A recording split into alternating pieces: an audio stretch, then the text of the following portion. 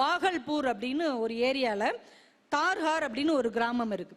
அந்த கிராமத்துல இப்ப வரைக்கும் என்ன பழக்கமா, ஒரு பெண் குழந்தை ஒரு வீட்டில் பிறந்துருச்சுன்னு வைங்களேன், அது கங்கை ஆற்றங்கரையில இருக்கிற ஒரு கிராமங்கள்ல ஒண்ணு. அதனால அது செழிப்பான பூமி அந்த ஏரியாவே. பொம்பளை பிள்ளை அந்த ஊர்ல யார் வீட்டில் பொம்பளை பிள்ளை பிறந்தாலும் அந்த குழந்தை பிறந்த உடனே 10 மாமரம் நட்டு வச்சிருவாங்களாம். 10 மாமரம் மாங்கன்று நட்டுருவாங்களாம். இந்த பிள்ளை வளர வளர அந்த மாமரமும் வளர்ந்துட்டே போகுமா, அது பழம் கொடுக்கும். அந்த 10 மரமும் இந்த பெண் குழந்தைக்கு மட்டும்தான் சொந்தம்.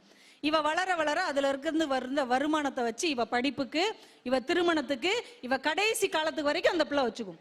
இப்ப வரைக்கும் அந்த கிராமத்துல 20,000க்கு மேற்பட்ட மரங்கள் அந்த பெண் குழந்தைகளுக்காக இன்றைக்கும் வளர்ந்து வருகின்றன என்றால் எவ்வளவு யோசிச்சிருக்காங்க பாருங்க. பொம்பளை பிள்ளைக்கு சொத்தாக எதை கொடுப்பது?